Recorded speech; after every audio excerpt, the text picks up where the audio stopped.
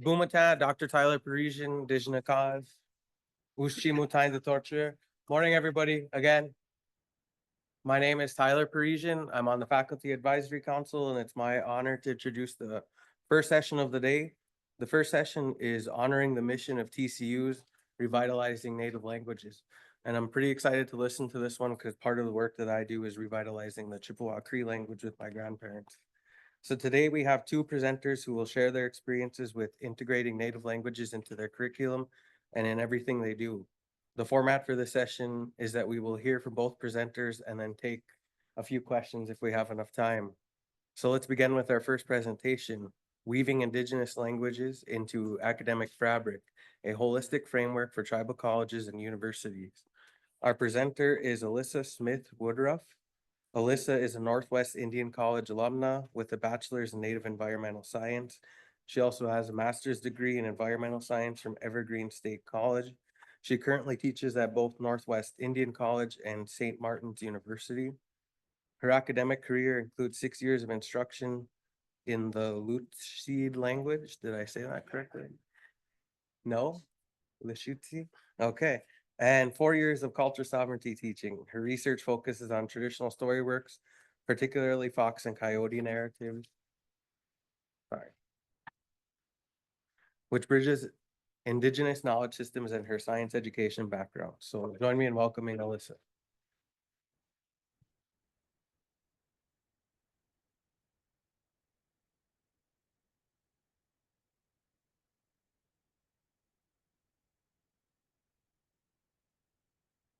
Hatslahe. Yeah, you lead sister to all ched to aduk. Ooh, I'm echoing. Am I not echoing now? Okay.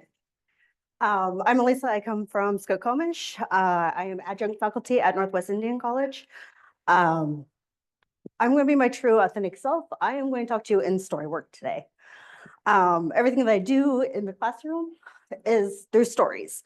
It's through my family stories. It's through the stories of previous students when I have permission from them. It's through the stories of our cultures and our teachings. Let's see. And I had to bring my laptop up because I saw the next slide. Maybe. There we go. So I put this all in language so you guys could see it, and I forgot it changes. So it went back to English, so that's not quite right. As an introduction story is the smallest ant, Aswalak Butch Lola. A tooty to hawk, Butch Lola Aslala Guadil Chak. Mima'an Butch Lola. Fui what Aswalak Chaka. Fui Aswalak Chad. Tits Aswalak. Tits Aswalak Chad. Fui Aswalak Chad. Hayat. Hayat Aswalak. Hayat Aswalak. Fui Aswalak Chad.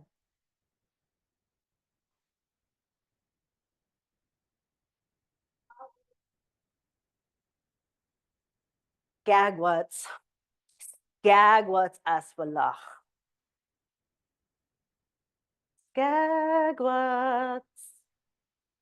Skagwats Aswalak.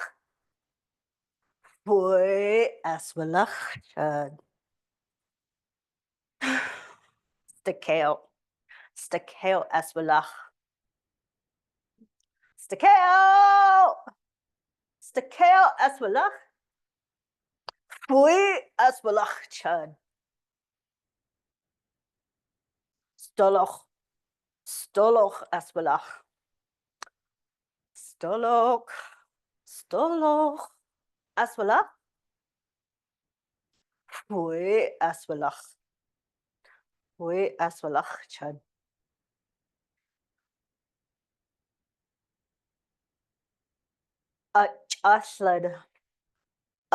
Ashlad Aswalak. Fui Aswalak Chad. Fui Aswalak Chad. Butch Lola. Eswalach, but Lola Wafach. So that entire story they just went through is a small stant, right? So a small stant says, I want to go find the strongest. I want to go find the strongest of all. But who? Who is the strongest? So little ant goes up to Chukka, which is a big rock right outside his home, and he says, are you the strongest? Are you the strongest of all? Rock says, no, I'm not the strongest. He looks and goes, it's an arrow. Arrow is the strongest. Arrow says, I'm not the strongest. Payat's the tree. The tree is the strongest. Tree says, I'm not the strongest. So Skagwat's the deer is strongest. Deer says, I'm not the strongest. The wolf is stronger. Wolf says, no, I'm not strongest. He goes, the river is the strongest. River says, no, I'm not the strongest either. The wind is the strongest. Wind comes back, he says, well, Bachalola, you're the strongest. Every day you take that little rock, you're the strongest.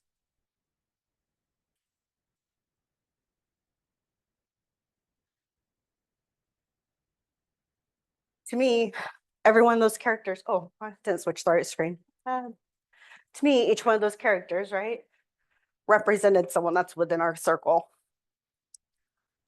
Oh, it didn't transfer over again. Chukka is grandfather, the rock. Teetseed, right, the arrow is our mentor, our teacher, the expert. Chuk Payats is our grandmother cedar. Okay, Skagwat's is our sibling or our cousin. Stakeo is our uncle or auntie. Stolo is our extended family, our kinship, our other tribes that we're a part of. Our, let's see, Pachasid is our community, right? Bachalola is our self-identity. It's who we are and who we identify with.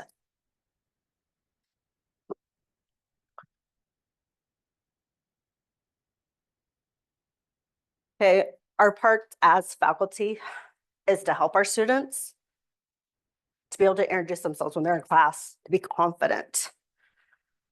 So every single quarter, every single class we work on Haslahe Eskhechav, or we work on dual Gualapo Abd Ishad Yalitza Sista to all Chad to Aduk, Badachad Skobita Biapsi Audrey Smith, Ebats Chad at T Skobita Biapsi Yalitza.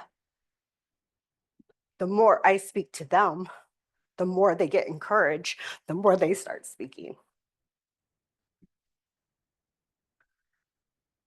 During that time, instead of me telling them specifically, you need to go to your elders, you need to go to, they start asking the questions. They start going to their family first. They're like, my teacher said this. My teacher said that. Is that true? And do I know it comes back? It comes back to me tenfold. I don't know how many times I'm at home in my home community and they're like, hey, you have so-and-so as a student. And I'm like, I do? Maybe.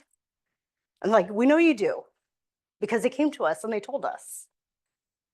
Hey, I'm glad they talked to you, right? In that language, we go more in depth. We become our sincere selves, who we are. And our students start to see that and they start to become their true self.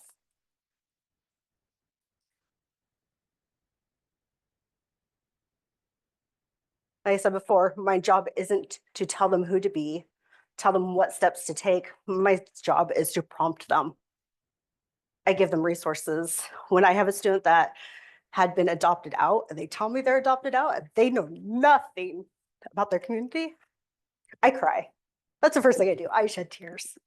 My very first student that I had that told me that she knew nothing and that she was just in the class to get her credit and she was just going to sit there and not say anything at all. I cried. I had tears because I didn't know how to help her. And then she told me where she thought she was from.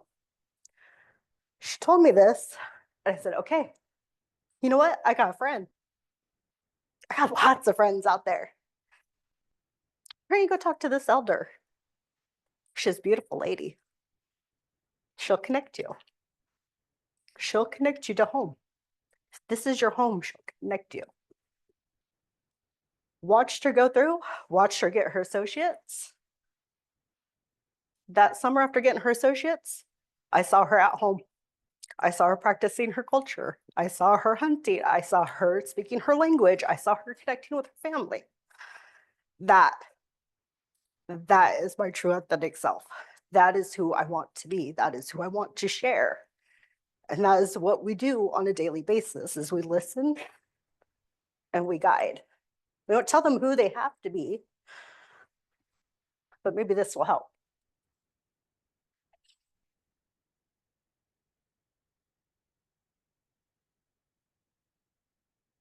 For me, I am extremely thankful that I work at Northwest Indian College. We do have the framework. We have the Lummi values. They are our host. They're our host nation to the college. Every one of our extending campuses have host nations as well. I am an extending campus for Nisqually, Northwest Indian College. Nisqually is my host. So therefore I speak Southern dialect Lachute Seed. And I take all of Lummi's values and switch them over to Lachute Seed. So that way our students can connect and have their place-based. And it takes the time and the commitment daily and living through for students to see and speak and have the courage to stand up to be who they are. Which means I'm done.